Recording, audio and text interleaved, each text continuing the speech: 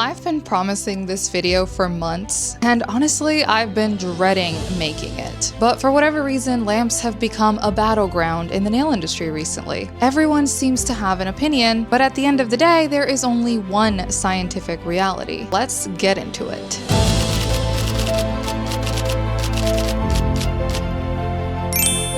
Hi, if you're new here, my name is Ren. I have an acrylate allergy, make sure to subscribe, blah, blah, blah. I'm skipping the intro today because this is gonna be long enough as it is. Firstly, I want to thank my nail bestie, Krisania Neri, who helped me compile a lot of this technical information for today's video. I don't have an affiliate code or an ambassadorship with her, so I say this with total sincerity. Her lamp is the best one I own.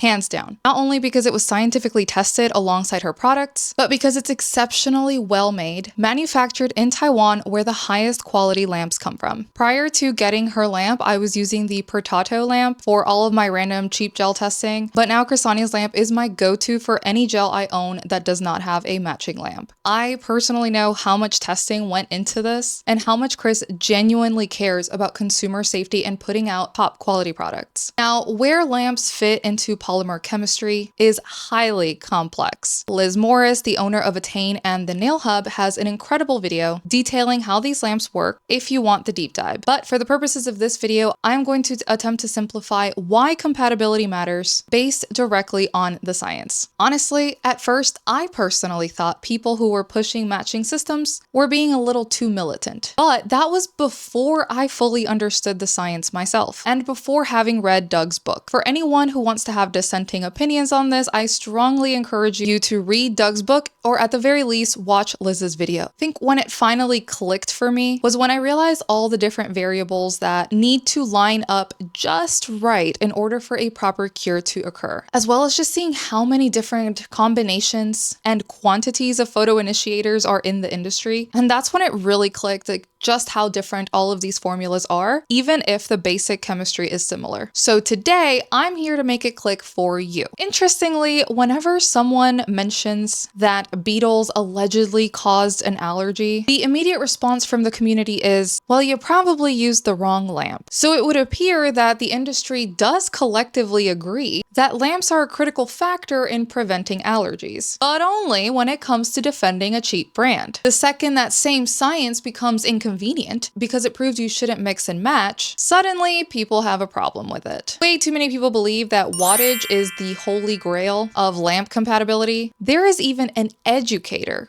and someone that I followed and enjoyed for some time who is strongly and very wrongly claiming that Doug Shun is biased because he formerly worked with CND 15 years ago, and because the CND lamp has a lower wattage than the Amazon Sun UV lamp she's promoting. She also claimed that the Light Elegance lamp is also lower wattage and that somehow there is some connection because Doug Shun and Jim McConnell have written a paper together, which is a reach of Olympic proportions. This same creator is also advertising that a brand of molding gel is safe to roll between your bare fingers. Let me be abundantly clear that no such product exists. There is no such thing as a skin-safe gel, and this is exactly what I mean when I say that there are creators out here pushing out actually dangerous misinformation, but I'm the one that gets labeled a menace to the nail industry. I'm having a hard time understanding this sudden barrage of attacks against Doug Shun and his credibility, but that's a whole other video. Surely all these chemists and brand owners are all wrong and they just want to make money. Proudly proclaim the people who sell courses and push products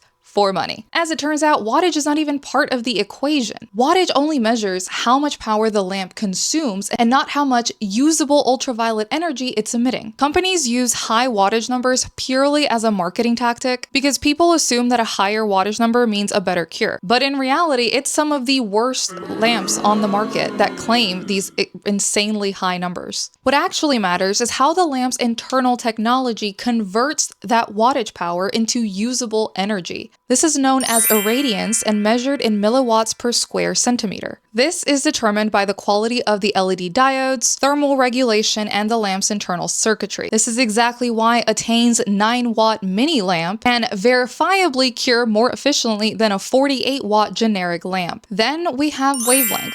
A lamp must emit the precise wavelength required to activate the photoinitiators. However, most common photoinitiators trigger at the 365 to 405 nanometer range, and the majority of lamps perform at that wavelength. That is why matching the wavelengths to the photoinitiators in a formula isn't enough, because by that logic, they are all compatible. You also have to calculate intensity and time. Every formula contains a unique combination and quantity of photoinitiators. If it has too little, it won't cure, but if it has too much, or the lamp is too strong for that particular formulation, it will cure the top layer very quickly, leaving an undercured bottom layer full of reactive monomers. Chemists usually tweak the formula to match the lamp and not the other way around. Thickness of application also changes everything. That is why it is vital to use a matching lamp for thicker products such as builder gels and UV glues. Now, there are lamp curing tests you can do at home, and no, I'm not talking about globbing some gel polish on a piece of paper. The solvent test is the most accurate method that you can do yourself at home, and Jim McConnell has an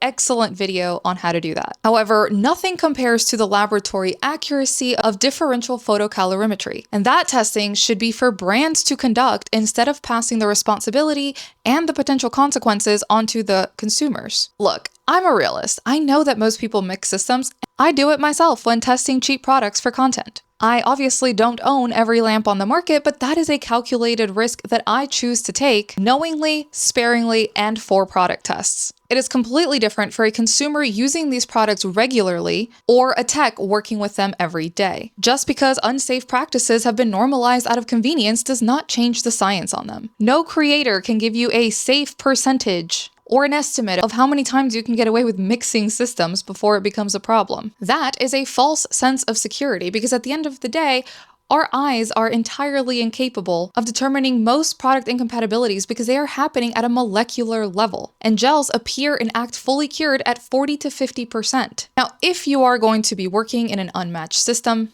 it is significantly safer to undercure a product that is oligomer or polymer based than something that is high in monomers, because undercured monomer will continue to leach into your skin every time you get water on your hands. Also, at the very least, use a closed system for the most important products like base, builder gels, and tops. Now, don't make a video about me. I am not saying this is safe, but I am saying it is safer than the alternative. I experienced this firsthand when I severely undercured Light Elegance Jimmy Gel due to a faulty mini dot lamp, and I didn't realize it until 3 days later when all of my extensions started popping off. But I had absolutely zero allergic reaction. Again, just my experience. Lastly, there is also the fact that lamps degrade over time, and you won't realize this is happening until it's too late. And by the time that is noticeable, it's been undercuring your products for a very long time. This degradation happens significantly faster with cheaper and lower quality lamps due to the lack of consistency in manufacturing and their electrical components. Y'all know I love to provide you affordable alternatives to things, but truly, lamps are just one where I would not cheap out. I'm asked all the time which lamp I recommend, and my answer is always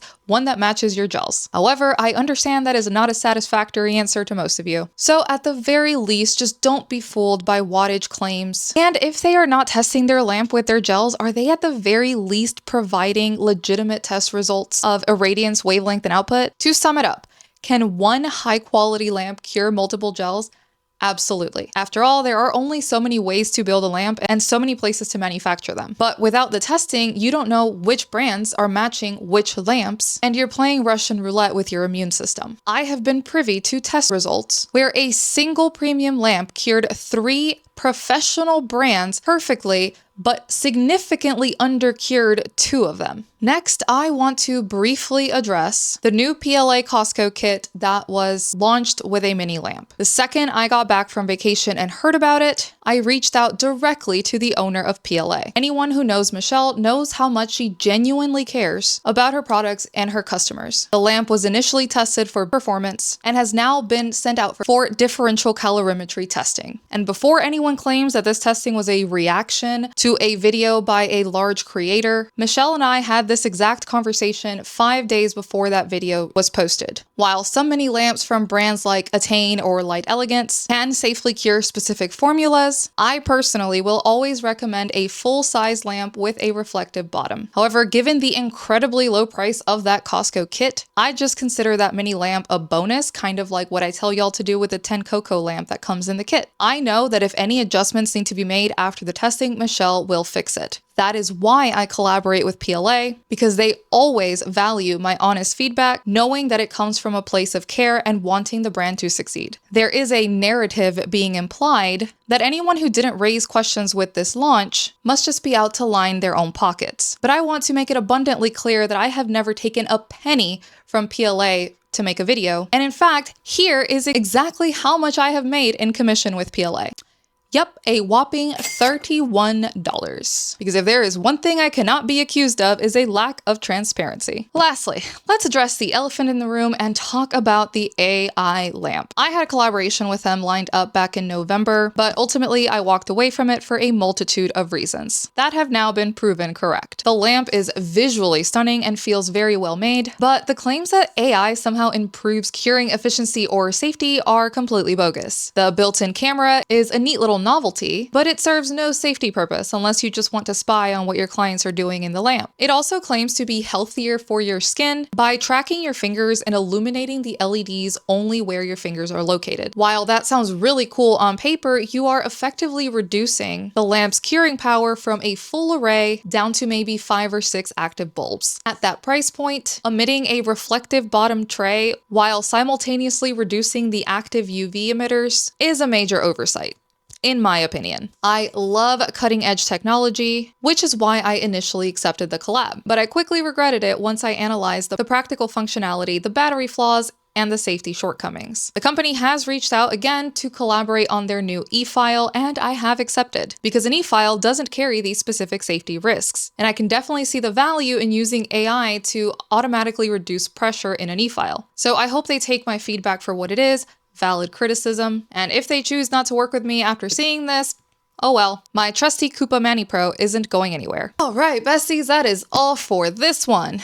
This is likely one of my longest and most tedious videos yet, but easily one of the most critical given the current misinformation being spread around. As always, I am not the authority. My content is grounded in my personal experiences, exhaustive research, Jim and Liz's educational videos, and Doug Schoon's books and texts. At the end of the day, use whatever brands you want. I certainly do. I am not going to yell at y'all to use a closed system like a military drill sergeant, because I know y'all won't do it anyway. And as always, I am simply here to present the information and the potential consequences of ignoring the science, as well as offering what I feel are some safer alternatives if you're going to do it anyway. But can we please stop telling beginners that mixing systems and using whatever random cheap lamp with whatever random cheap product is perfectly safe under the guise of you're just looking out for their pockets? Sometimes our habits don't align with the science, and that's fine. We all have free will. But our convenience doesn't change the chemistry.